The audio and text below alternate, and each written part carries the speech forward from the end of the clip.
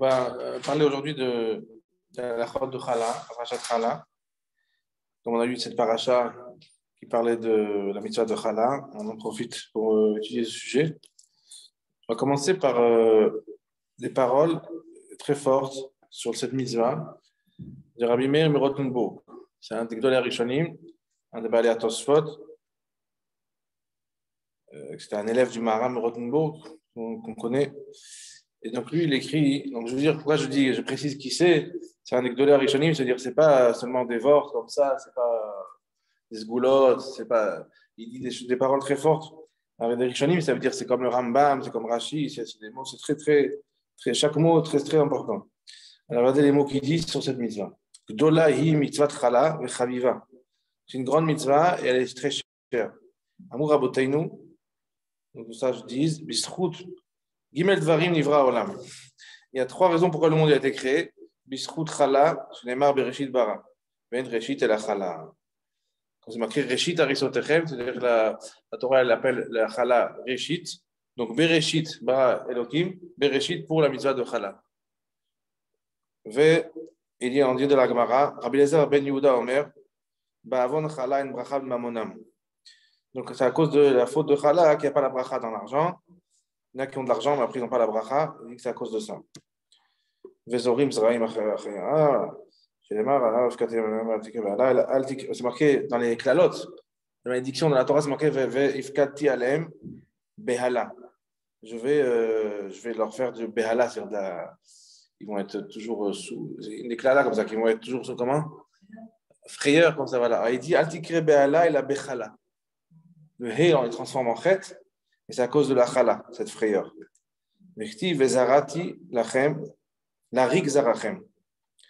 Juste après, c'est marqué, celui qui fait ça, après, il va mettre des semences et ça va être pour rien. C'est-à-dire que quelqu'un, il va s'efforcer, faire un travail, ouvrir un business, il ne sait pas pourquoi ça ne marche pas. Il dit ici, c'est à cause de la mitzvah de chala.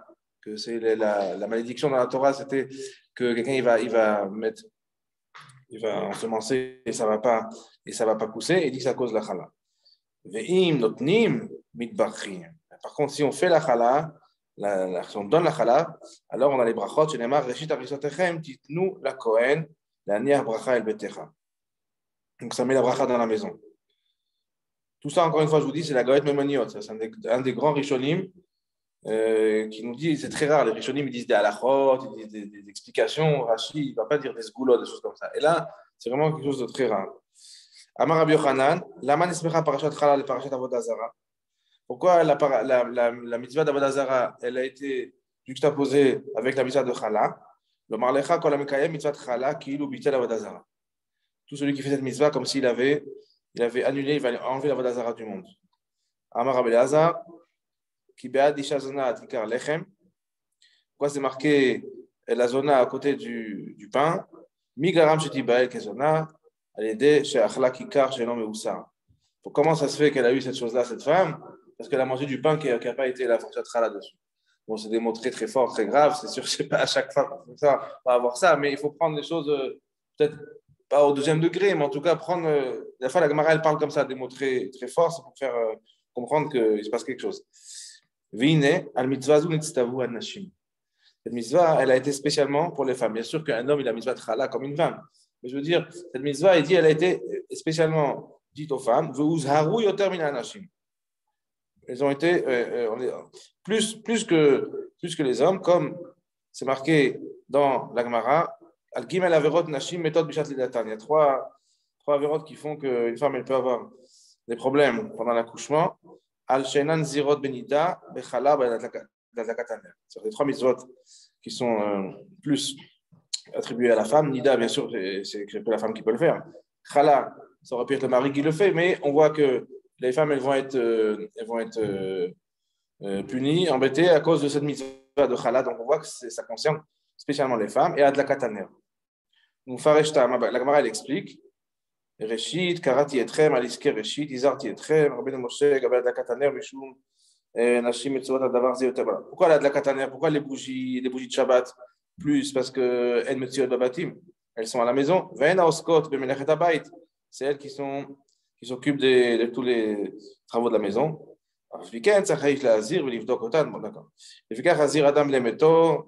Donc il faut enseigner à sa famille toujours les halachot qui les concernent. On parle comme ça. Avant, les femmes, il n'y avait pas l'école, il n'y avait pas de shiurim pour les femmes, ça n'existait pas. Les femmes, elles apprenaient ce qu'on leur dit à la maison. Sa mère, elle lui dit, et d'où la mère, elle sait, parce qu'il y a le mari, il y a les hommes qui étudiaient, qui disaient aux femmes. Là, on est dans une génération, depuis, on va dire peut-être 100 ans, où les femmes, elles sont sorties, les femmes, elles apprennent, les femmes vont des shiurim, des zooms. Donc, et maintenant, c'est les hommes qui doivent il faut les tirer plus que les femmes. Alors bon, en tout cas, on se rapproche à Mashiach, parce que Mashiach marqué le Kevat Israël Gever. Donc, voilà, donc il dit qu'il faut toujours enseigner ça à la chôte aux femmes. D'accord? C'est bien, parce que des fois, je fais des shiurim de chala aux hommes, et ils me regardent, ça ne me concerne pas. Ça vous concerne. Là, ou bien toi, tu fais la mitzvah, ou bien tu dois savoir si c'est bien fait. Ok? Donc, il dit qu'il faut enseigner aux femmes tout à la chôte, atziu bekim baem, be'al chotem. Ve'al shem ze nikret tzadeket agdola Chana. La mère de Shmuel, Hanavi, elle s'appelle Chana. Al-Shem, c'est pour ça qu'elle s'appelle comme ça. Rachetevot Chala Nida de la Kataner. Donc ça, c'est un vort qu'on connaît, que le rabbi a parlé pour sa mère, Rabbanit Chana. Mais le makor de ça, c'est dans la Gaïd Maïmoniot. D'accord? Comme je vous dis, un des Gdola Rishonim qui dit ce remez-là, Shekima Gimel Mitzvotelu Karaoui. Elle a accompli ces 3 mitzvot comme il faut. Ve'ivchen Natan Akadosh Baruch Hu Ta'avat Liba Vareshet Sfata Balmana. Voilà. Donc, c'est pourquoi elle a mérité d'avoir Shmuel à la vie. Que Shmuel, ça a marqué qu'il était plus que Moshe et Aaron en même temps. Parce qu'elle a fait attention à ces 3 mitzvot-là. Chala Nida de la Kataner. De son nom Chana. Ouvren, et c'est pour cela. Titpalel Isha Tamid. Besha Mitzvah Beyada. Donc, il dit qu'une femme, elle doit prier pendant la Chala. Donc, ce n'est pas une zgoula de Koupataïr ou de confondre de zgoulottes comme ça pour après cette là. Voilà, c'est quelque chose de très sérieux. Je ne dis pas que Koupataïr n'est pas sérieux, mais je veux dire que on entend des zgoulottes et Perek Shira et machin, plein de zgoulottes qui sortent comme ça. Après, on peut se demander est-ce que la valeur des choses, il y a toujours un volume, est-ce que c'est quelque chose d'important, très important, est-ce que c'est vraiment. Là, on voit que c'est dans Gaëtan Moniot, donc c'est très sérieux. Et il nous dit qu'une femme, elle doit prier pendant qu'elle fait la Farashat Chala, parce qu'elle a la mitzvah dans la main. Et quand elle fait Mekayemet Kilchotea, Shitena Arachaman, qu'est-ce qu'elle fait comme prière? Que Dieu lui donne Banim Tzadikim Ve'ire Hashem. Des enfants Tzadikim Ve'yodim Shmo Yitbarach. Après, encore il dit autre chose. Tariag Ve'gimatria Zohi Mitzvah Tachala. Donc il nous fait une gimatria. Aussi, c'est très très rare dans la Rishon, c'est un d'Alacha. Il dit ça, c'est la Mitzvah Tachala. Zohi Mitzvah Tachala, ça fait gimatria Tariag. 613. Et là, mettra pour t'enseigner. C'est quoi la Zahir, mitzvah chala ou mekaima, karaoui, kiilu, kiyem, tariag, mitzvot, c'est la Torah. Celui qui fait bien attention à cette mitzvah, comme s'il avait fait tous les 613 mitzvot de la Torah. Autre chose, il dit chala, be, alef, bet, gimel, dalet, zachou. Vous allez comprendre ce que ça veut dire. Chala, be, alef, bet, gimel, dalet, ça veut dire, si on met le alef, le chet, on le transforme en zain, le lamed en chaf, et le he en vav. C'est un code comme ça. Il y a une fille qui avait écrit au rabbi une bracha, elle avait écrit un code, c'était toujours une lettre en arrière, je crois, ou en avant. Et le rabbi lui a répondu merci, Toda Rabba, merci beaucoup pour cette lettre aussi avec le même code. C'est un code comme ça qu'ils s'en servaient pendant en Russie, les Juifs s'en servaient, ils appellent ça Ktav Mezouza. C'est un code comme ça, Ktav Mezouza, parce que dans la Mezouza, il y a un endroit où on écrit comme ça, une lettre, on écrit Yudke Vavke, mais avec une lettre avant. Derrière la mezouza. Bon, ça veut dire que c'est en français dans la maison, on appelle ça Ktav Mezouza. En tout cas, là, il dit que ce Ktav-là, ça fait avec Chala, si on change les lettres comme ça, le Chet devient Zayin, le Lamed devient Chaf, et le He devient Vav, ça fait Zachou. Chez Bishvila, Zachou, Israël venir sous la Haaretz. Parce que grâce à cette mitzvah, les Israéliens ont mérité de rentrer en Israël. וכן נעמי פרשת שלח בבואכם, חלה תרימו תרומה לעבדך, שזכו ישראל ונכנסו לארץ כדי לקיים מצוות חלה. C'est marqué, quand vous allez rentrer en Israël, vous allez faire la chala. Qu'est-ce que ça nous enseigne? Que c'est grâce à cette mitzvah que tu pourras rentrer en Israël. Voilà. Ça, c'est déjà pour montrer l'importance de cette mitzvah. Je sais qu'on fait des soirées de chala et tout ça, et c'est vrai. Voilà, c'est vrai que c'est marqué toutes ces choses-là. C'est pas pour rien. Et cette mitzvah, voilà, une femme, elle peut demander, elle doit prier comme avant la Nerot. C'est toujours la mitzvah de la femme, c'est avant la Nerot. Et avant la mitzvah de la Prashat Chala, à ce moment-là, elle peut demander pour des enfants. Et voilà, on a vu que Chana, elle a eu Shmuel. Et c'était une femme qui ne devait pas avoir d'enfant du tout, d'après la nature. Et elle a eu le Shmuel Hanavi. Et il dit que c'est quoi? Parce qu'elle faisait attention à Chala Nida de la Kataner. Ok.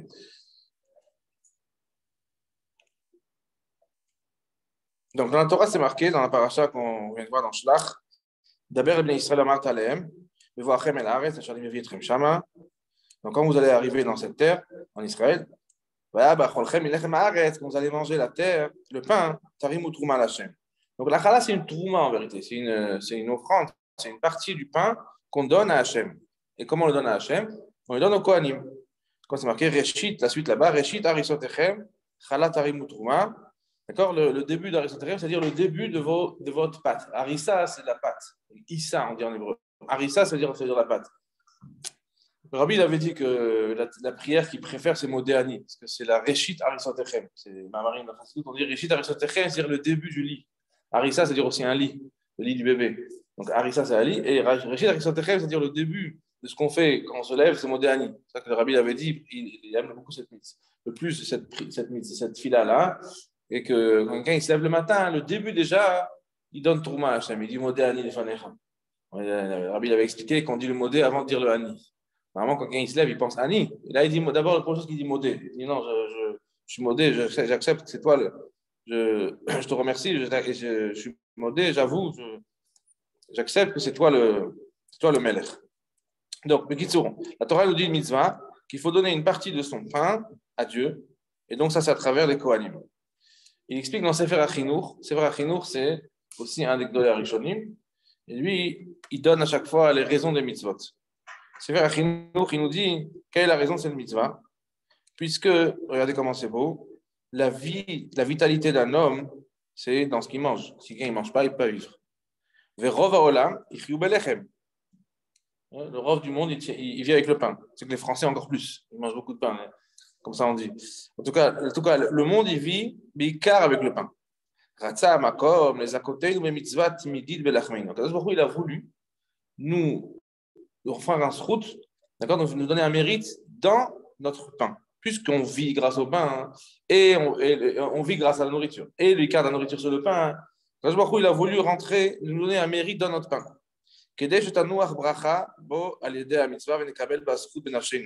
Grâce à ça, on pourra avoir de la bracha dans ce pain et donc dans notre nefesh, dans nous-mêmes, parce que tout ce qu'on vit avec le pain.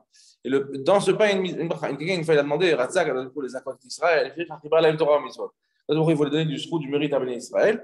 Il leur a donné beaucoup de mitzvot. Qu'est-ce que ça veut dire quoi? Il a donné beaucoup de mitzvot, il a beaucoup de sroud. Bon, on fait beaucoup de mitzvot. Là, c'est plus profond. Ça veut dire que puisqu'on a de la mitzvah dans quelque chose, cette chose-là maintenant elle est devenue kadosh. Alors maintenant qu'on va le manger, on va devenir nous-mêmes kadosh. Ça nous fait du sroud à nous. Et donc, nimtzet, haïssa, comme ça il dit le chinuch.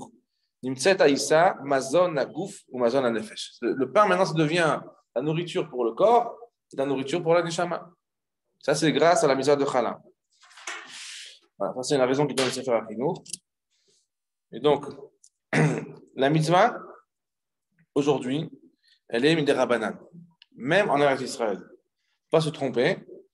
J'ai entendu souvent cette erreur des gens qui disaient non, la mitzvah en Israël c'est minatora, la chouslaret c'est des rabanan. Il y a quelque chose de vrai dedans, mais c'est quand même pas vrai.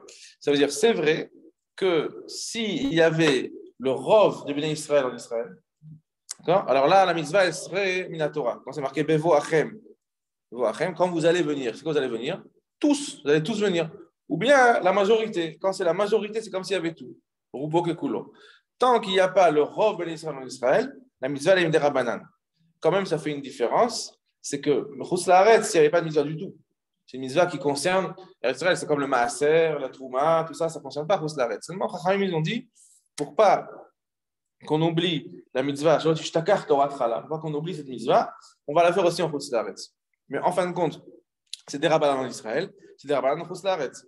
La différence, c'est qu'en Israël, c'est un des rabanan qui a une base minatora. En Chutz La'aretz, c'est un des rabanan pur. Et ça va faire des différences dans l'halakha. On va voir la prochaine fois. des halakhot qui concernent qu'est-ce qui se passe si quelqu'un il oublie de faire la chala, comment on fait quand ça arrive Shabbat? Après Shabbat, on ne peut pas faire la chala, comment on fait pour Shabbat, Yom Tov? Donc, il y a une différence en Israël, en Chutz La'aretz, parce qu'en Israël, c'est plus grave. En Israël, c'est la fracha, c'est un derabanan de haut niveau. C'est un derabanan qui est presque, qui a une source minatora. Ok, donc ça, c'est en Israël, en Chutz La'aretz. Maintenant, avec quelle farine la mitzvah? Ça concerne quelle farine? Ça concerne que les farines des 5 céréales. Comme ça, on dit. Donc, c'est le chita, seora, l'orge, le blé, l'orge, l'épeautre, comment? Le seigle et l'avoine. Ça veut dire maintenant, s'il y a du pain de maïs ou du pain de riz, comme ça, ou du, je ne sais pas quoi d'autre, il y a aujourd'hui plein, maintenant, il y a plein de sortes de rochers avec la richesse qu'il y a aujourd'hui, il y a tous les bio et tout ça. Il faut savoir que challah, c'est que sur les 5 espèces, 5 céréales. Okay? Chita, seora, vecholo.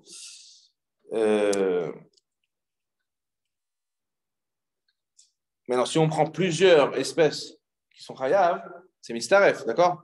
Alors, si on prend un petit peu de chita, il y a des fois du pain comme ça, qui sont un mélange de blé et d'orge, ou comment on avait dit, le seigle. Voilà, il y en a qui font des pains comme ça, un mélange. Alors, un mélange, c'est pas grave. S'il y a le chiour, comme on va dire le chiour bientôt, s'il y a le chiour qui est avec 200 grammes de ça, 200 grammes de ça, 200 grammes de ça, en fin de compte, c'est mitzaref, parce qu'en vérité, c'est un chiour, d'accord? Mais pas si c'est l'inverse, c'est un peu de farine de blé et de riz. Non, il faut le chiour de farine de blé dans les 5 espèces. Mais dans les espèces elles-mêmes, c'est mitzaref. Maintenant, la pâte sur laquelle il faut faire afrachat challah, c'est une pâte qu'on va mettre dans le four. En général, une pâte qu'on va mettre dans le four, là, c'est sûr qu'il faut afrachat challah.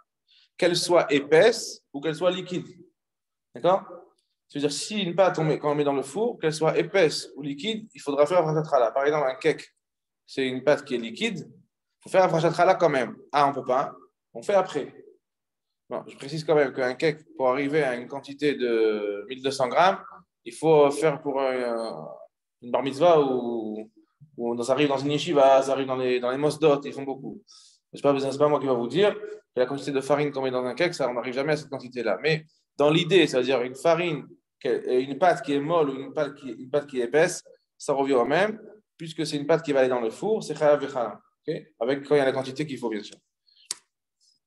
Maintenant, une pâte qu'on va mettre dans on va faire, comment dire, tagen, c'est frire, une pâte qu'on va faire frire. Okay? Là, ça dépend si c'est une pâte qui est épaisse ou une pâte qui est molle.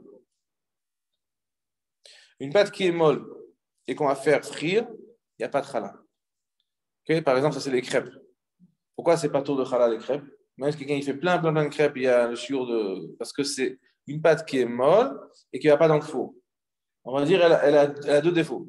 Elle est molle et elle va pas dans le four, elle va être metougan, comme vous avez dit, elle va être frite, donc c'est pour ça que c'est pas tout. Par contre, une pâte qui est épaisse et qui va être frite, là, on fait challah sans bracha. L'exemple, c'est les beignets. D'accord? Par exemple, les beignets, c'est une pâte épaisse et qu'on fait frire. Donc, si on fait le shiur sur laquelle il faut faire après notre challah, là, il faudra faire de toute façon sans bracha parce que c'est une machloket. La machloket dans les poskim, je crois qu'il dit qu'il n'y a pas besoin, le shach il dit il faut, donc on fait sans bracha. Comme ça, le shach il dit. C'est déjà une machloket, il y a des centaines d'années. Comment on traite dans ce cas-là? Pareil. Pareil, quand c'est de la pâte, on fait afrachat challah. Mais une pâte épaisse, un petit peu comme ça, ouais. Comment on la prélèverait? Une pâte épaisse, une pâte de pain. Une pâte de pain, c'est comme ça, la challah, toujours. Quoi? Tout pareil. Quand j'ai une pâte épaisse, c'est une pâte normale. Voilà. C'est une pâte normale, comme une pâte de pain. Quand on fait des sougagnottes, quand on fait des beignets, c'est une pâte à peu près normale.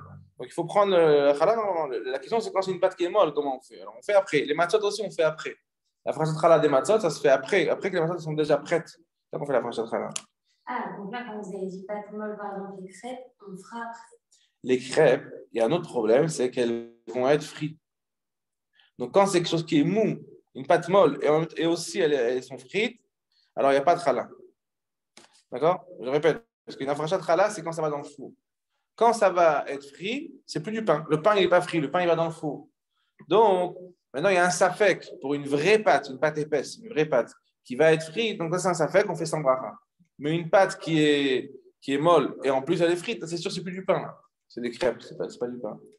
Des malawar, je sais pas, des fricassés. Les fricassés, c'est quoi? C'est épais, c'est épais. C'est épais. Donc, les fricassés, oui, parce que c'est épais, et ça, même que ça va être frit, c'est quand même, mais bon, il faut la quantité. OK? Maintenant, à partir de quelle quantité il faut faire Afrashat Chala? Donc, le chiour, pour Afrashat Chala, on l'apprend de ce qu'il y avait dans le désert. C'était en fait le chiour qui avait le man. La manne, ils recevaient chacun sa part. D'accord? Chacun il recevait sa part du man. Et donc, par rapport à ce chiour-là, c'est ça de là qu'on apprend c'est quoi le chiour qu'il faut faire la Afrashat Chala. Moins que ça, c'est Kilou, tu n'as rien mangé encore. Ce n'est pas une quantité importante. Donc là, on va d'après la quantité de farine. Okay? Combien de farine qu'on va mettre. Même si on met encore plein d'autres choses, on regarde la quantité de farine. Comme vous savez, on a l'habitude de dire que jusqu'à 1,2 kg de farine, on fait afracha à partir de 1,2 kg, on fait afracha sans bracha. Et à partir de 1,666 kg, on fait afracha avec bracha. Il y en a qui disent que d'après le Tzimar Tzedek, même déjà à partir de 1,2 kg, il faut faire avec bracha. Donc, je ne sais pas s'il faut changer le din. Dire ce qui se passe, c'est que pendant des années, on a suivi Rabbi Chaim Lehi. Rabbi Chaim Lehi, c'était un possède il y a plus de 100 ans, pas plus de 100 ans, il y a à peu près, voilà, jusqu'à il y a 80 ans, et tout le monde suivait Rabbi Chaim Lehi. Rabbi Chaim Lehi, il a dit c'est 1,2 kg. Après, il y a à peu près 30 ans, il y a celui qui a fait Shevach HaMoadim, celui qui a fait plusieurs livres Chabad, il a fait un article comme ça, il a prouvé d'après ce qu'il dit, qu'il a prouvé que d'après le Tzimar Tzedek, c'est même 1,2 kg, il faut faire avec bracha. Est-ce que les rabbanim Chabad, ils ont changé après qu'il a dit ça? Je ne sais pas. Moi, je continue à dire comme il dit Rabbi Chaim Lehi, je ne prends pas de risque. Est-ce que maintenant il faut changer? C'est à voir. Bon, je laisse comme ça. Mais j'ai entendu beaucoup de rabbanim Chabad qui continuent à dire 1,2 kg. Donc, 1,2 kg, il faut faire mais sans bracha. 1,666 kg avec bracha. Ça, c'est dans tous les livres, partout, c'est dit comme ça. Non, il y a un qui a dit ça, et a priori, il a raison. Mais est-ce qu'il faut changer ou pas? Il faut chacun qui demande à son rave comment il tranche. D'accord? En tout cas, pour un chiot comme ça général, qui en plus c'est le Zoom, qui s'est enregistré, tout ça, je veux rester vague. Voilà, exprès. Donc, maintenant, il faut savoir quand même que tous les shiurim dans la Torah, qu'on dit une quantité, en fait, c'est une quantité de volume. Ce n'est pas du poids. Donc, par exemple, de la farine qu'on va sortir du congélateur, elle va être plus petite. Qu'en vérité, même avec 1,1 kg, peut-être on peut arriver à ce volume-là. Bon, en général, la farine, elle sort du congélateur, mais c'est rien que pour donner l'exemple comme quoi ça peut changer. Donc, c'est pour ça que quand on dit, hein, ouais, pour les bêtes, tout ça, c'est une bonne chose, mais dans le congélateur, ouais. Alors, des fois, peut-être, je ne sais pas quelle différence ça fait avec le congélateur, vraiment. Est-ce que ça change, c'est vraiment. Non, pareil. Ouais, c'est ça. Moi, j'ai vu que quand je mets dans le verre de mesure, ça ne fait pas le petit peu. Ah, Khazak, voilà. Parce que. Il y a de l'air, je ne sais pas, il n'est pas bien passé comme dans le paquet. J'ai vu que c'était différent. Ouais. Paquet, Oui, c'est pour ça que. Alors voilà, je voulais. C'est-à-dire que comme il y a de l'humidité, il y a l'humidité du congélateur, l'humidité qui est rentrée comme ça, donc la farine, elle pèse plus que quand elle n'est pas congelée. Et donc, ça fait qu'en vérité, pour le même poids, on a moins de volume. Et donc, ouais, parce qu'elle pèse plus. C'est comme si on a mis du plomb dedans. D'accord? Il y a l'humidité, il y a de l'eau qui a participé à l'affaire. Donc, maintenant qu'elle pèse plus, ça fait que maintenant, on a moins de volume. En vérité, c'est le volume qui nous intéresse, pas le poids. Donc, si quelqu'un va mettre pile 1,2 kg quand ça vient de sortir du congélateur, en vérité, il n'aura pas le volume qu'il faut. Il faudra mettre un petit peu plus. Quand on sort du congélateur, il faut mettre un petit peu plus. Je ne sais pas quelles sont les proportions exactes, la différence que ça fait, mais ça fait une différence. Quand vous dites que vous l'avez même. Moi, même si c'est pas dans le congélateur, ça veut dire que quand dans le paquet, oui, tassé. Non, alors non, ça c'est autre chose. Ouais. Je mets dans un verre, ça fait plus d'un kilo en fait. Dans la mesure, ça fait plus d'un kilo. Oui, mais quand on a dit 1,2 kg, hein, c'était quand on a fait l'expérience avec de la farine pas tassée. D'accord. Après, il a pris de la farine, il a fait qu'elle n'était pas tassée. Et là, c'est ça, toutes les liens de 1,2 kg, 1,6 kg, c'est combien il faut tasser la farine. C'est pour ça qu'il y a cette marloquette là, c'est pour ça qu'il y a cette différence-là entre 1,2 kg, 1,6 kg. Combien il faut remplir, combien il faut la tasser, donc ça fait partie du sujet. Moi, je dis un autre écoudin, c'est que si on regarde le volume, quand la farine elle pèse plus lourde, alors il y aura moins de volume avec le plus de poids. Donc il faudra mettre un petit peu plus que 1,2 kg. Et pareil, quand on va prendre par exemple une farine de kemach malé, c'est de la farine complète, et bien là, la farine elle pèse moins que la farine normale. Donc il faudra mettre plus de farine. Je vais donner quelques exemples. Du shibboleth choual. Comment? L'avoine. L'avoine, avec 890 grammes de farine, déjà il faudrait faire la frachat challah. Parce que l'avoine, c'est quelque chose, on va dire, avec 890 grammes, on aura le volume de ce qu'il faut dans une autre farine pour arriver à 1200. Est-ce que c'est le volume qui m'intéresse? Nous, on a simplifié les choses. Les rabbanim, ils ont simplifié les choses. Rachaïna et tous les poskim, depuis que c'est arrivé le gramme et les kilos, et que les gens ils ont tous de quoi peser à la maison, alors ils ont simplifié, ils ont tout transformé en poids. Mais en vérité, c'est du volume. Donc, kazaït, c'est comme une olive. Kabetza, comme un œuf. C'est pas le poids, c'est la taille. Donc, il faut savoir que quand on dit 1,2 kg, c'était par rapport à de la farine blanche, la farine normale. Mais la farine de, on a dit, c'était l'avoine. Non, l'avoine, c'est le shibboleth choual. Ça, c'est 890 grammes sans bracha. Et 1,2 kg, c'est avec bracha. Par exemple, de l'orge, c'est 1 kg sans bracha et 1,4 kg avec bracha. 1,420 kg. Rien que pour vous montrer que j'ai la liste là, de chaque farine, combien il faut. Donc, il faut remarquer que c'est possible avec d'autres farines que le poids il va changer. Ok. Maintenant, là, encore un sujet. Une pâte qu'on fait et qu'on sait qu'on va la distribuer. On va la donner à d'autres personnes. Est-ce qu'on a le shiur ou pas le shiur?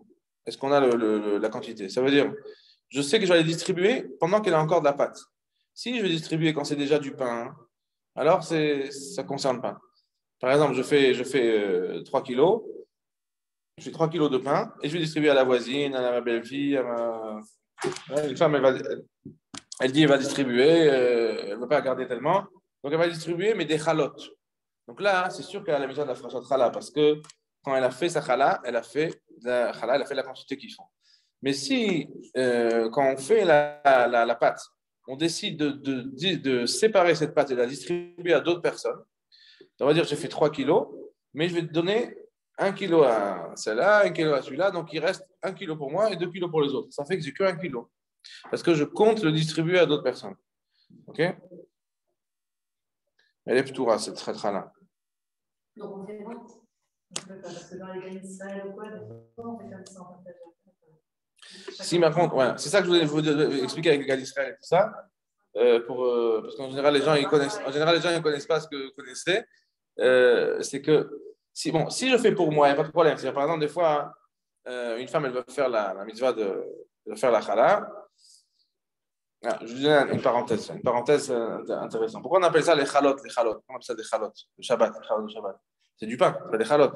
Parce que, puisque une des raisons pour laquelle la femme elle fait des chalot vendredi, c'est marqué comme ça, comme elle a abîmé, elle a fait fauter le chalato shel olam, ça veut dire la chala du monde. C'est qui la chala du monde? C'est Adam Arishon. Pourquoi il s'appelle la chala du monde? Parce que la chala, c'est que grâce à ça, je peux manger. D'accord? La chala, quand j'enlève, je peux manger. Et pareil, Adam Arishon, tant qu'il n'existait pas, le monde, il peut pas, il sert à rien. Maintenant qu'il y a les êtres humains qui sont là, maintenant le monde, il sert à quelque chose. Maintenant, il est mangeable, le monde, il est consommable, il est accessible. Maintenant, il sert à quelque chose. Donc, la chala du monde, c'est l'homme. Qu'est-ce qu'elle a fait à Chava? Elle a fait fauter. Donc, pour être métaken, ça, elle doit faire chala pareil. Elle doit faire la chala comme la dame c'est une chala. Qu'il la chalato shel olam. Comme ça, c'est marqué. Elle a abîmé la chala du monde. Donc, qu'est-ce qu'elle doit faire? Elle doit faire afrachat chala. Et quand elle le fait, le vendredi, parce que le chet, c'était vendredi. Donc, une femme, elle veut faire cette mitzvah comme il faut. Qu'est-ce qu'elle fait? Elle dit, mais si je veux faire 1 kilo, je peux faire la mitzvah. Et chaque Shabbat, elle veut faire 1 kilo. Et pas besoin de plus. Ils ne sont pas 10 000 à la maison, ils sont 3, et pas besoin de plus. Donc, une solution, c'est quoi? C'est de faire 2 kilos et un Shabbat sur 2. Donc, comme ça, au moins un Shabbat sur 2, elle fait la mitzvah. Parce que toute la raison pour laquelle une femme, elle fait, pas toute la raison, mais il y a une autre raison, c'est parce que c'est meilleur. Dans le cas où c'est meilleur. Et parce que c'est kavod de Shabbat de faire du pain soi-même et pas d'aller l'acheter. Okay. Maintenant, la femme, elle veut faire la mitzvah comme il faut. Elle dit vendredi, je veux faire la mitzvah chala, c'est une spoula, d'afka, le vendredi, c'est bien. Mais elle n'a pas besoin de faire 2 kilos. Elle ne va pas faire ça pour jeter. Donc, qu'est-ce qu'elle peut faire? Elle peut faire un vendredi sur 2. Après, elle dit non, mais en vérité, quand un vendredi sur 2, alors ça fait qu'un Shabbat sur 2, le pain, il n'est pas aussi bon. Donc, une autre solution, c'est de prendre 2 kilos, faire la chala et de couper en 2 et mettre la pâte au congélateur. J'ai vu qu'on peut faire ça, je ne sais pas, je ne suis pas spécialiste. J'ai vu qu'on peut mettre des pâtes au congélateur. Après, on la ressort, elle regonfle, elle gonfle, elle monte et tout va bien. Donc, si on fait comme ça, on sépare une pâte en 2 pour nous-mêmes, Fada avec la mitzvah, elle reste. La question, c'est quand on compte séparer, on va séparer et où on sépare la pâte à plusieurs et on la distribue à plusieurs personnes. Là, la pâte, elle devient patour de chala.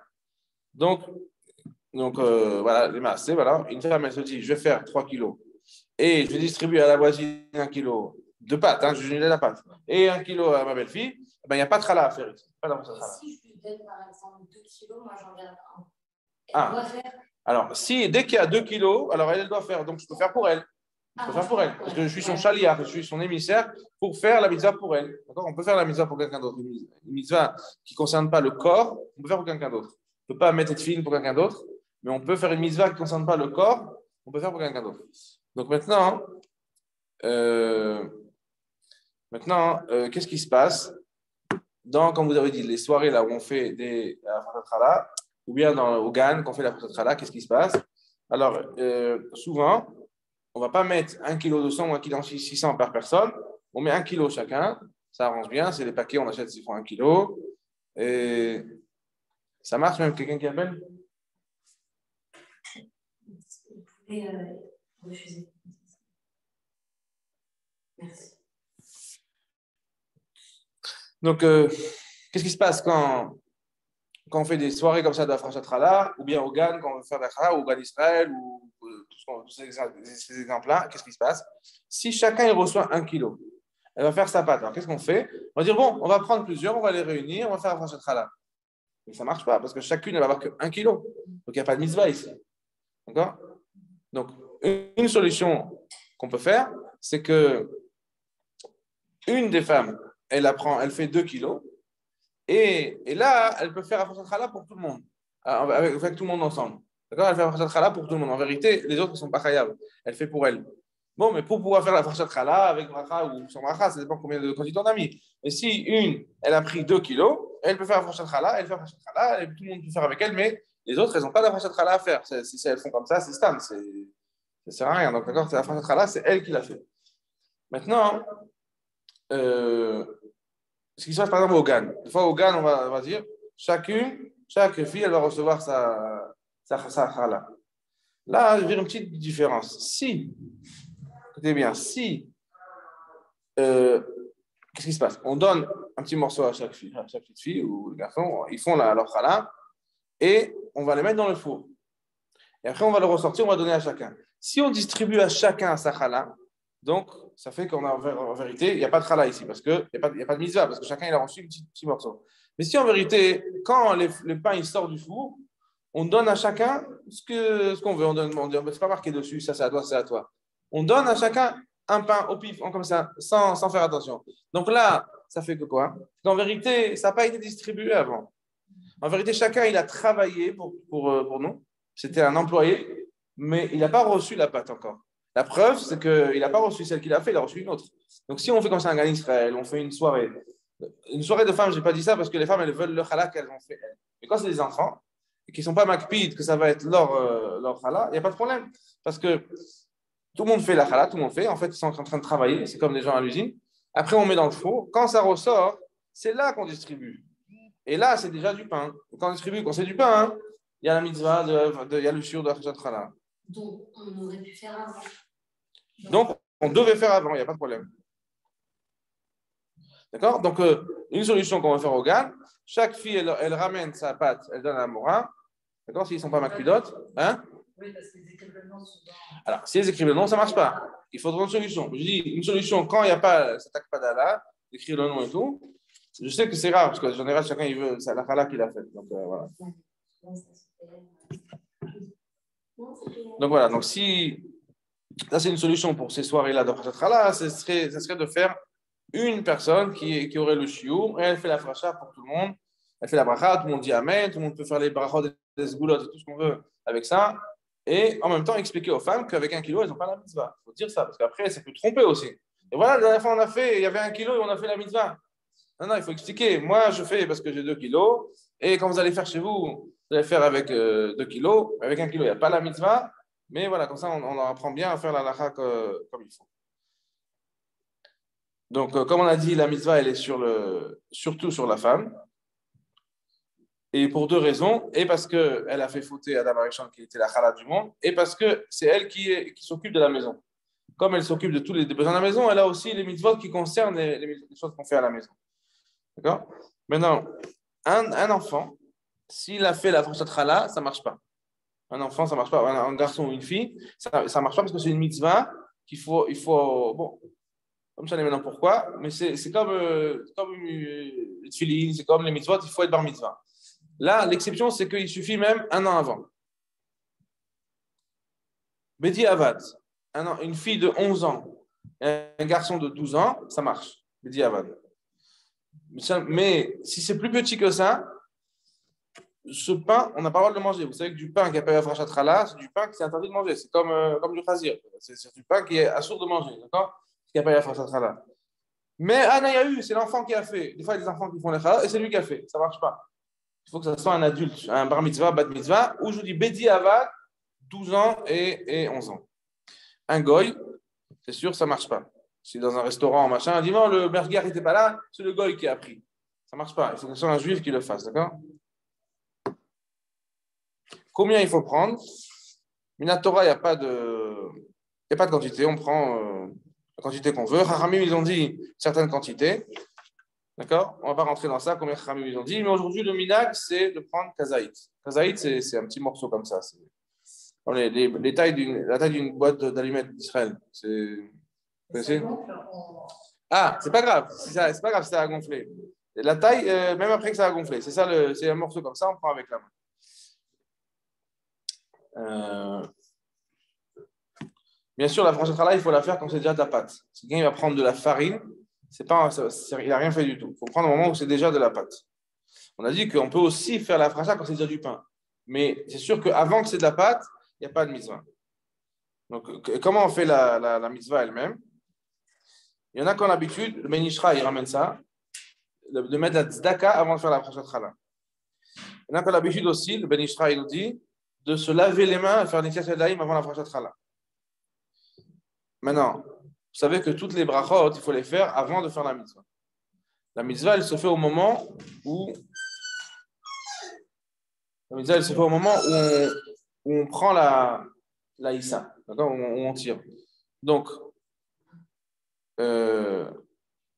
la meilleure manière de faire maintenant, c'est de prendre, et quand c'est encore proche, très proche, même un petit peu collé, d'accord, faire la bracha. Parce que il faut pas faire, il y a deux choses. D'un côté, il faut faire la bracha avant la mitzvah. D'un côté, il ne faut pas faire de F-sec entre la bracha et la mitzvah. C'est pour ça que la meilleure façon de faire, c'est de tirer comme ça. On sait maintenant ce qu'on va faire. Et quand c'est presque décollé, faire la bracha et là, enlever la main. Okay? Il y en a qui disent à Rezouchala. Alors, mais en tout cas, moi, je parle de ceux qui ne disent pas à Rezouchala. Ils font seulement la bracha comme ça, c'est ça la manière qu'il faut faire. À chaque édition, nous avons de faire la bracha, comme vous connaissez. La friche challah. Et donc. N'importe où dans la pâte, oui. N'importe où. J'ai vu des femmes qui prenaient à chaque. Non, n'importe où. Je ne connais pas ça, de prendre comme ça. Maintenant, faire attention. Bon, comme je vous dis, qu'au moment où on fait la mitzvah, la femme, elle prie pour les enfants, parce que c'est vrai que c'est, on a dit que c'est marqué, d'accord, la Goret Memoniot. Et autre chose à faire attention, c'est qu'après qu'on a fait la parashat chala, il faut laver les mains. Pourquoi je dis ça? Parce que la chala qu'on a enlevée, qu'on a prélevée, elle n'est pas cachère. Elle est cachère que pour les kohanim. Nous, on n'a pas le droit de la manger. Si maintenant on a la pâte, elle est collante des fois, il va y avoir des petits morceaux de chala sur la main, et après, quand on va continuer à pétrir, ça va coller des morceaux sur la pâte. Donc, ça va mettre comme si on avait mis quelque chose de pas cachère dans notre pain. C'est pour ça qu'il faut faire attention. Bon, si c'est la pâte qui n'est pas collante, et on voit que sur la main, il n'y a rien, il ne faut pas venir fou, mais en tout cas, il faut vérifier qu'il n'y a rien sur la main, et le mieux, c'est de rincer la main. Je vous donne un autre exemple. Une femme qui a de la chala collée sur sa main, parce que quand elle a fait comme ça, tout ce qu'elle a pris, c'est la chala. Après, elle pose la chala quelque part, elle a mis l'aluminium, tout ce que vous voulez, d'accord? Après, elle prend un café, comme ça, voilà, elle prend un café qui est chaud, avec ces petits morceaux de pâte qu'elle a sur la main. Elle tient le verre comme ça. Elle est en train de rendre pas cachère le verre. Vous comprenez? Parce que c'est du pas cachère sur la main qui va avec du chaud.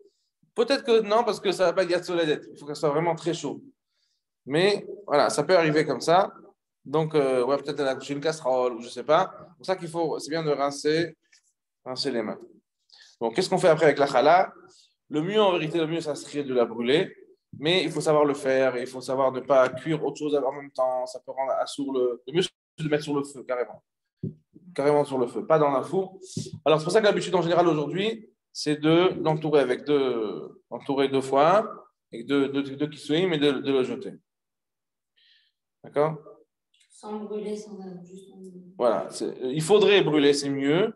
Alors en Israël, ils ont fait des systèmes comme ça, un endroit où on peut aller mettre les chalotes pour les brûler, ils vont les brûler comme il faut. C'est des fours spéciaux. Voilà. Le gars, il met dans son four, après, il peut rendre pas cachère le four. Parce que si c'est pas bien fait, si des fois, j'ai vu des gens, ils mettent la challah dans le four, et après, ça gonfle, et ça explose, et ça touche le four, ça rend pas cachère cet endroit-là. C'est comme si on a mis du chazir dans le four. D'accord? Donc voilà, ça c'est des choses comme ça. On va arrêter aujourd'hui. Et on va voir la semaine prochaine toutes les questions qui peuvent arriver avec la chala qui se mélange, on oublie de faire la chala et toutes ces questions comme ça. Okay.